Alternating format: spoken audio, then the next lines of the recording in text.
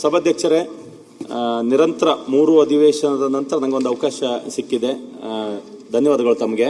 ನಾನು ಹೇಳಿಕೊಟ್ಟಿರುವಂಥದ್ದು ಕರಾವಳಿ ಅಭಿವೃದ್ಧಿ ನೀತಿ ಅಥವಾ ನಿಯಮ ಅನ್ನುವಂಥದ್ದನ್ನು ಆಕ್ಟ್ ಮಾಡಬೇಕು ಅನ್ನುವಂಥದ್ದನ್ನು ನಾನು ಸಭೆಗೆ ಮಂಡಿಸಿದ್ದೆ. ಪ್ರೈವೇಟ್ ವಿಲ್ನಲ್ಲಿ ಕೇಳುವಾಗ ನಮ್ಮಲ್ಲಿ ಕರಾವಳಿ ಅಭಿವೃದ್ಧಿ ಪ್ರಾಧಿಕಾರ ಇತ್ತು, ಕರಾವಳಿ ಅಭಿವೃದ್ಧಿ ಮಂಡಳಿ ಆಗಿದೆ. ಎರಡೂ ಸಹಿತ ನಮ್ಮ ಸಮಸ್ಯೆಯನ್ನ ಸಬ್ಮಿಟ್ ಮಾಡಲಿಕ್ಕೆ ಮತ್ತೆ ಸಾಲ್ವ್ ಮಾಡ್ಕೊಳ್ಳಿಕ್ಕೆ ಕೆಪಾಸಿಟಿ ಇರಲಿಲ್ಲ.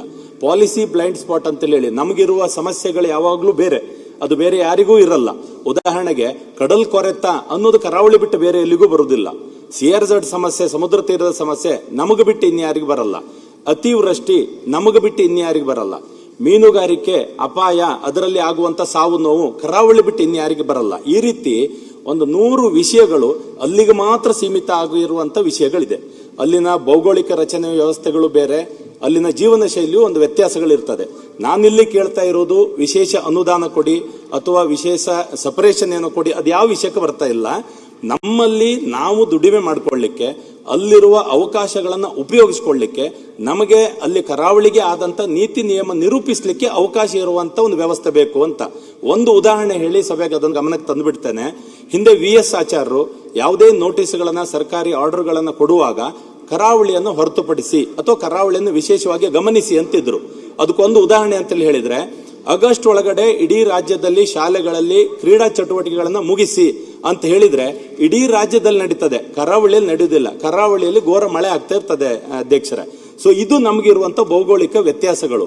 ಹಾಗಾಗಿ ಕೇರಳದಲ್ಲಿ, ಗೋವಾದಲ್ಲಿ ಕರಾವಳಿ ಬಗ್ಗೆ ತುಂಬಾ ಅಭಿವೃದ್ಧಿ ಆಗಿದೆ, ನಮ್ಮಲ್ಲಿ ಯಾಕಾಗ್ಲಿಲ್ಲ ಅಂತ ಹೇಳ್ತಾರೆ.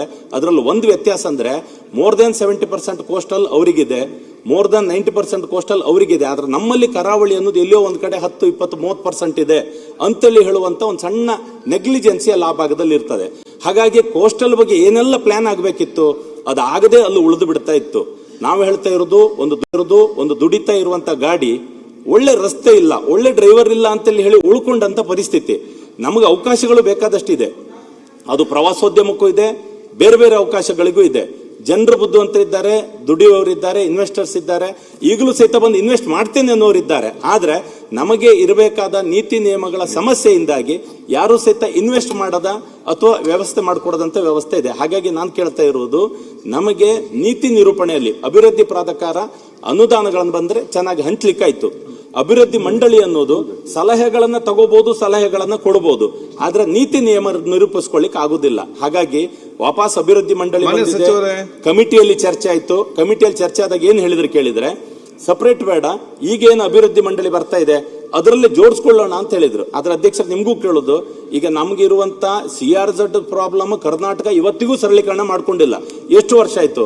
ಅಲ್ಲೇ ಒಂದು ಸಪರೇಟ್ ಬೋರ್ಡು, ಅಲ್ಲೇ ಒಂದು ಮಿನಿಸ್ಟ್ರಿ ಲೆವೆಲಿನ ಅಧಿಕಾರಿ ಯಾರೋ ಒಬ್ಬ ಇದ್ದಾಗ ಇದನ್ನ ತನಗೆ ಬೇಕಾದಾಗೆ ನಿರೂಪಿಸ್ತಾ ಹೋಗ್ಲಿಕ್ಕೆ ಆಗ್ತದೆ ಅನ್ನುವಂಥದ್ದನ್ನ ಕರಾವಳಿಯ ಪರವಾಗಿ 3 ಜಿಲ್ಲೆಯವರು, ಉತ್ತರ ಕನ್ನಡ, ದಕ್ಷಿಣ ಕನ್ನಡ, ಉಡುಪಿಯವರ ಪರವಾಗಿ ಈ ನಿಯಮಗಳಿಗೆ ಅವಕಾಶ ಕೊಟ್ರೆ ನಮ್ಮ ವ್ಯವಸ್ಥೆಗಳು ಸಹಜವಾಗಿ ಅಭಿವೃದ್ಧಿಯಲ್ಲಿ ಇನ್ನೊಂದೆರಡು ಹೆಜ್ಜೆ ಹೋಗ್ತದೆ ಅನ್ನುವಂತ ಒಂದು ವ್ಯವಸ್ಥೆಗೋಸ್ಕರ ಈ ನೀತಿ ನಿಯಮಗಳನ್ನ ಅಥವಾ ಕರಾವಳಿ ಅಭಿವೃದ್ಧಿ ನಿಯಮವನ್ನ ಅಳವಡಿಸಿಕೊಳ್ಳಲಿಕ್ಕೆ ಅವಕಾಶ ಮಾಡಿಕೊಡಬೇಕು ಅನ್ನೋದನ್ನ ಸಭೆಯಲ್ಲಿ ಎಲ್ಲರ ಪರವಾಗಿ ಎಲ್ಲರ ಎದುರಿಗೆ ಮಂಡಿಸ್ತಾ ಇದ್ದೇನೆ. ಅಲ್ಲ, ಒಂದ್ ಸೆಕೆಂಡ್, ಈ ವಿಷಯಕ್ಕೆ ಹೋಗಿ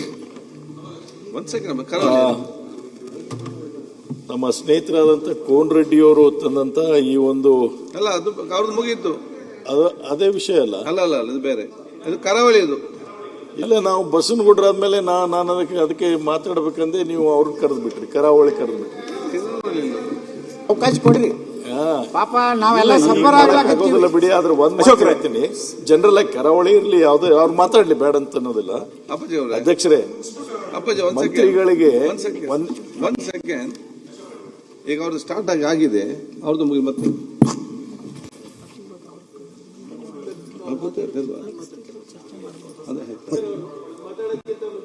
ಓಕೆ.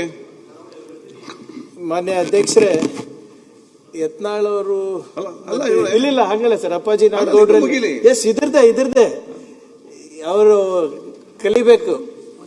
ನಾವೆಲ್ಲ ಯಾಕೆ ಹಿಂದುಳಿದಿದೀವಿ ಅಂದ್ರೆ ಅವ್ರಕ್ಕಿಂತ ಅವ್ರು ನೋಡಿ ದುಡ್ಡು ಕೇಳ್ತಾ ಇಲ್ಲ, ನೀತಿ ಕೇಳ್ತಾ ಇದ್ದಾರೆ. Every policy is backed by financial implication. ಅಲ್ಲಿ ಖರ್ಗೆ ಅವರ ಇಲ್ಲ ಸರ್, ಒಂದ್ ನಿಮಿಷ. ಖರ್ಗೆ ಅವರು ಅಲ್ಲಿ ಕೂತಾರಲ್ಲ, ಅವರು ಕರಾವಳಿ ಅವರು ಅದಾರ, ಅದಕ್ಕೆ ಮುಖ್ಯವಾಗಿ ಅವ್ರ ಅವಕಾಶ ಇಲ್ಲ ಹಂಗೆಲ್ಲ ನಾವು ಮಾತಾಡಿದ್ರೆ ಓಕೆ ಇಲ್ಲ ಏನ್ ಮಾಡೋದು ಸರ್, ಎಲ್ಲಿಂದ ಕಲಿಬೇಕು ಅಲ್ಲೆಲ್ಲ ನೀವೆಲ್ಲ ಅಲ್ಲಿ 5,000 ಅಲ್ಲಿ 5,000 ಇಲ್ಲಿ 10,000 ನಾವೇನೋ ದುಡ್ಡು ಕೇಳಿದ್ದೇವೆ ನಿಮ್ಮ ಹತ್ರ. ನಾನು ಏನ್ ಹೇಳ್ತಾ ಇದ್ದೀನಿ, ಇಲ್ಲ ತಮ್ಮ ಬೇಡಿಕೆ ತಪ್ಪಲ್ಲ, ನಾನು ಅದ್ರ ಬಗ್ಗೆ ಹೇಳ್ತಾ ಇಲ್ಲ. ನಾನೇನ್ ಅಧ್ಯಕ್ಷರೇ, ಇವ್ರ ಇಂಡಸ್ಟ್ರಿ ಬರಬೇಕು, ಕರಾವಳಿ ಪ್ರತ್ಯೇಕ ನೀತಿ ಬರಬೇಕು. ನಮ್ಮ ರಾಜ್ಯದ ಇಂಡಸ್ಟ್ರಿ ನೀತಿ ಇರ್ಬೋದು, IT ನೀತಿ ಇರ್ಬೋದು, ಬೇರೆ ಬೇರೆ ಪಾಲಿಸಿಗಳಲ್ಲಿ ಇದಾಗಲೇ ಎನ್ಕಂಪಾಸ್ ಆಗಿದೆ. ಮತ್ತೆ ಅದ್ರ ಜೊತೆ ಅದನ್ನ ಹೊರತುಪಡಿಸಿ ಲೋಕಲ್ ಎಕನಾಮಿಕ್ ಆಕ್ಸಿಲರೇಷನ್ ಪ್ರೋಗ್ರಾಮ್ ಅಂತ ಕೂಡ ನಾವು ಮಾಡ್ಕೊಂಡಿದೀವಿ ಅಧ್ಯಕ್ಷ. ಅದರಲ್ಲಿ ಮೊನ್ನೆ ತಮ್ಮ ಜೊತೆನೆ ನಾನೇ ವೈಯಕ್ತಿಕವಾಗಿ ಚರ್ಚೆ ಮಾಡಿದ್ದೀನಿ. ತಾವು ಏನೇ ಯೋಜನೆಗಳನ್ನ ನೀವು ಮಾಡಬೇಕು ಅಂದ್ರೆ ಅದರಲ್ಲಿ ತಗೊಂಡು ಬನ್ನಿ. ಅದು ನಿಮ್ಮ ಓಷನ್ ಫಾರ್ಮಿಂಗ್ ಪಾಲಿಸಿ ಇರ್ಬೋದು, ಆಕ್ವಾ ಮರೀನ್ ಕಲ್ಚರ್ ಇರ್ಬೋದು, ಫಿಶರೀಸ್ ಅಥವಾ ಪ್ರಾನ್ ಕಲ್ಟಿವೇಶನ್ ಇರ್ಬೋದು, ಅಥವಾ ಹೌ ಟು ವಾಟರ್ ಕನ್ಸರ್ವೇಷನ್ ನನಗೆ ಬಹಳ ಮುಖ್ಯ ಅಧ್ಯಕ್ಷರೇ. ನಿಮ್ಗೆ ಆಶ್ಚರ್ಯ ಆಗ್ಬೋದು, ಹೈಯೆಸ್ಟ್ ವಾಟರ್ ಟೇಬಲ್ ಡಿಪ್ಲೀಷನ್ ಆಗಿರೋದು ನಮ್ಮ ರಾಜ್ಯದಲ್ಲಿ ಮಲೆನಾಡು, ಉತ್ತರ ಕನ್ನಡ, ದಕ್ಷಿಣ ಕನ್ನಡ. ನಿಮ್ದಲ್ಲಿ ಲ್ಯಾಟ್ರೈಟ್ ಇದೆ, ಅಲ್ಲಿ ಯಾವುದು ಸೋಕಿಂಗ್ ಅದು ಎಲ್ಲಾನು ಹೀರ್ಕೊಂಡು ಬಿಡ್ತದೆ. We cannot conserve water there at all. So ಇಂಥವು ಏನೇ ನಿಮ್ಮ ಫಾರೆಸ್ಟ್ ಇರ್ಬೋದು, how to commercialise this. So ನಿಮ್ಮ ಎಕನಾಮಿಕ್ ಆಕ್ಸಿಲರೇಷನ್ ಪ್ರೋಗ್ರಾಮ್ನಲ್ಲಿ ನೀವೇನು ಹೇಳ್ತೀರಾ ಸರ್ಕಾರ ಮಾಡ್ಲಿಕ್ಕೆ ತಯಾರಿದೆ. ಇದನ್ನ ನಾನು ಮುಂಚೆನೂ ಕೂಡ ಹೇಳಿದ್ದೀನಿ, ತಮ್ಮ ಜೊತೆನೂ ಚರ್ಚೆ ಮಾಡಿದ್ದೀನಿ. ಲೈವ್ಲಿಹುಡ್ ಪ್ರೋಗ್ರಾಮ್ಸ್ ಇರ್ಬೋದು, ಸೊ ಯಾವುದೇ ಈಗಾಗಲೇ ನಮ್ಮ ನೀತಿ ಇದೆ. ಆಯ್ತು, ಇದರಲ್ಲಿ ಯಾವುದ್ರಲ್ಲಿಯೂ ಸಹಿತ CRZ ಸಾಲ್ವ್ ಮಾಡ್ಕೊಳ್ಳಿಕ್ಕೆ ಬೇಕಾದ ಪ್ಲಾನಿಂಗ್ ಬರುದೇ ಇಲ್ಲ. ನೀವು ಹೇಳ್ತಾ ಇರೋದು ಯು ಸಜೆಸ್ಟ್. ಈಗ ಲಾಸ್ಟ್ ಟೈಮ್ ಸುನಿಲ್ ಅವರು ಕೂಡ ಇದು ಚರ್ಚೆ ಮಾಡಿದ್ರು, ಹೇಗೆ ಕೇರಳನಲ್ಲಿ, ಗೋವಾನಲ್ಲಿ ಇದೆ, ಅದು ನಮ್ಮ ಸ್ಟೇಟ್ ವ್ಯಾಪ್ತಿನಲ್ಲಿ ಬರ್ತದೆ. ಈಗ ಹೇಗೆ 12 nautical miles is real estate of state. We can do what ever we want in that. CRZ ಅಲ್ಲಿ ಏನಿದೆ ನಾಮ್ಸ್, ಅದು ರಿಲ್ಯಾಕ್ಸೇಷನ್ ಏನ್ ಕೇಂದ್ರ ಸರ್ಕಾರ ಮಾಡಬೇಕು ಅದು ಮಾಡಿದ್ದಾರೆ. ಕೇರಳ ಅದಕ್ಕಿಂತ ಹೆಚ್ಚಾಗೂ ಮಾಡಿದ್ದಾರೆ. ಅಲ್ಲೇ ಸಣ್ಣ ಬ್ಲೈಂಡ್ ಸ್ಪಾಟ್ ಇದೆ. ವಾಟ್ ಎವರ್ ನಾನು ಹೇಳ್ತಾ ಇರೋದು, ಅಲ್ಲಿ ಆ ಥಿಂಕ್ ಮಾಡಿ ಆನ್ಸರೇಬಲ್ ಯಾರು ಸರ್? ಈಗ ಆನ್ಸರೇಬಲ್ ಯಾರು ಇಲ್ಲ ಅದಕ್ಕೆ. CRZ ಕೇರಳ ಗೋವಾದವ್ರು ಮಾಡ್ಕೊಂಡಷ್ಟು ನಾವು. My only submission sir, my only submission, it's a very good point. Whether ಅವರು ಯತ್ನಾಳ್ ಸಾಹೇಬ್ರು ಹೇಳ್ತಾ ಇರ್ಬೋದು, ಅಪ್ಪಾಜಿ ನಾಡಗೌಡರು ಹೇಳ್ತಾ ಇರ್ಬೋದು, ಅಥವಾ ಕರಾವಳಿ ಪ್ರದೇಶದ ಜನರು ಹೇಳ್ತಾ ಇರ್ಬೋದು, ಇವೆಲ್ಲಾನು ಪಾಲಿಸಿ ಇದರಲ್ಲೇ ನಾವು ಮಾಡ್ಕೋಬಹುದು. ಲೋಕಲ್ ಎಕನಾಮಿಕ್ ಆಕ್ಸಿಲರೇಷನ್ ಪ್ರೋಗ್ರಾಮ್ ನಲ್ಲಿ ನೀವೇನ್ ಪಾಲಿಸಿ ಬ್ಲೈಂಡ್ ಸ್ಪಾಟ್ ಬಗ್ಗೆ ಹೇಳ್ತಾ ಇದ್ದೀರಾ, ಅದಕ್ಕೆ ನಮ್ ಖರ್ಚಿಲ್ಲ. ತಾವು ಸಜೆಸ್ಟ್ ಮಾಡಿ ಹೇಗ್ ಮಾಡಬೇಕು ಅಂದ್ಬಿಟ್ಟು government is more than happy to look into it. ಕನಿಷ್ಠ ಅಧ್ಯಯನಕ್ಕಾದ್ರೂ ಒಂದು ಹೇಳಿ ಬಿಡಬಹುದು. ನೀವು ಇಲ್ಲ ಅಧ್ಯಯನ ಅಲ್ಲ, ನೀವೇನದೇ ಹೇಳಿ. 5 ವರ್ಷ ಆಗ್ತದೆ, ನನ್ಗೆ 5 ತಿಂಗಳ ಒಳಗಡೆ ಏನ್ ಮಾಡಬಹುದು ಹೇಳಿ, we will get it done. Ultimately ನಮ್ಗೆ ಏನಾಗಬೇಕು, ನಿಮ್ಮ ಲೋಕಲ್ ಅಲ್ಲಿ ಆದಾಯ ಹೆಚ್ಚಾಗಬೇಕು, ನಿಮ್ಮ ಜಿಲ್ಲೆಯ district GDP contribution state GDP contribution ಜಾಸ್ತಿ ಆಗಬೇಕು. ಅದಕ್ಕೆ ಬದಲಾಗಿದ್ದೇವೆ. ಹೇಳಿ, what is the policy blind spot, what the government should do, we will get it done. Ashok mention ಮಾಡಿ ಹೇಳ್ತಾನೆ, ಅವ್ರೇನೋ ಒಂದು ಇಂಡಸ್ಟ್ರಿ ಮಾಡ್ಬೇಕಂದ್ರೆ ಬೆಂಗಳೂರಲ್ಲಿ ಬಂದ್ರೆ ಇಮಿಡಿಯೇಟ್ ಆಗಿ ಬಿಡಬಹುದು, ಆದ್ರೆ ಸಮುದ್ರ ತೀರದಲ್ಲಿ ಮಾಡ್ಲಿಕ್ಕೆ ಅವರು ತಿರುಗಿ ಸುಸ್ತಾಗ್ತಾರೆ. ಅಶೋಕ್ರದ್ದು ನಾನು ಹೇಳುದು. ಅಶೋಕ್ ಜಸ್ಟ್ ಹೇಳಿಬಿಡಿ. ಅಧ್ಯಕ್ಷರೇ, ಈ CRZ ಬಗ್ಗೆ ಎಷ್ಟೋ ವರ್ಷದಿಂದ ಇದಿರುವಂಥ ಒಂದು ಪ್ರಾಬ್ಲಮ್. ನೀವು ಬಾಂಬೆಯಲ್ಲಿ ನೋಡಿರ್ಬೋದು ಅಧ್ಯಕ್ಷರೇ, ಆ CRZ ಸಮುದ್ರದ ಪಕ್ಕದಲ್ಲಿ ಒಂದು 100 ಫೀಟ್ ರೋಡನ್ನು ಫಸ್ಟ್ ಕ್ಲಾಸ್ ಮಾಡ್ತಾರೆ. ಆ ರೋಡಿಂದ ಆ ಕಡೆ ಎಲ್ಲ ಏನು ಸೆಟ್ ಬ್ಯಾಕ್ ಬಿಟ್ಟು ಎಲ್ಲ ಡೆವಲಪ್ ಆಗಿದೆ, ನಿಮಗೆ ಗೊತ್ತಿದೆ. ನಾವು ಕೂಡ ಅದೇ ಹೇಳೋದು. ಈಗ ನಮಗೆ ಒಂದು ಕಡೆ ನಮ್ಮ ಗಂಟಿಹೊಳೆ ಅವರು ಹೇಳಿದ್ದಾರೆ, ನಮಗೆ ನೀತಿಯನ್ನು ಮಾಡಿಕೊಡಿ ಅಂತ. ಎಷ್ಟೋ ಜನ ಕರಾವಳಿ ಭಾಗದ ಉದ್ಯಮಿಗಳು ಲಾಸ್ಟ್ ಟೈಮ್ ನಮ್ಮ ಮುಖ್ಯಮಂತ್ರಿಯವರು ಮತ್ತು ಉಪಮುಖ್ಯಮಂತ್ರಿಯವರು ಒಂದು ಪ್ರವಾಸೋದ್ಯಮದ ಬಗ್ಗೆ ಒಂದು ಸಭೆಯನ್ನು ಕರೆದಿದ್ರು. ಅದಕ್ಕೆ ಮೊದಲು ನನಗೆ ಸುಮಾರು ಅಮೆರಿಕದಲ್ಲಿರುವವರು, ಬೇರೆ ಬೇರೆ ದೇಶದಲ್ಲಿರುವವರು ಕೂಡ ದಕ್ಷಿಣ ಕನ್ನಡದವರೇ ಅಲ್ಲಿ ಇನ್ವೆಸ್ಟ್ ಮಾಡಲಿಕ್ಕೆ ರೆಡಿ ಇದ್ದಾರೆ. ಆದರೆ ಅವರು ನಮ್ಮ CRZ ಇರಲಿ, ಬೇರೆ ಬೇರೆ ಲೋಕಲ್ ಪ್ರಾಬ್ಲಮ್ಸ್ ಬಗ್ಗೆ ಅವರನ್ನು ಹಿಂಜರಿಯುವಂಥ ಕೆಲಸಗಳು ಆಗಿದೆ. ನಮ್ಮಲ್ಲಿ ಸಮುದ್ರ ಕಿನಾರೆ ಇದೆ, ನದಿ ಕಿನಾರೆ ಇದೆ, ಆನಂತರ ಐಲ್ಯಾಂಡ್ಸ್ಗಳಿದೆ.